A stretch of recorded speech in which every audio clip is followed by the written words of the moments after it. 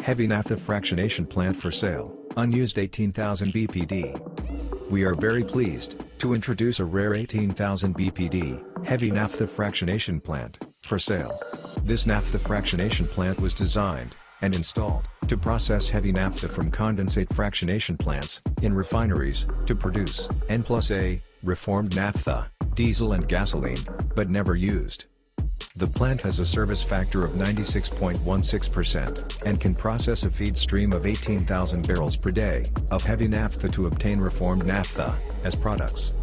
The plant includes the following process sections: preheating and heating of heavy naphtha, fractionation of heavy naphtha, obtaining diesel product, obtaining reformed N+A naphtha, obtaining gasoline, HGO.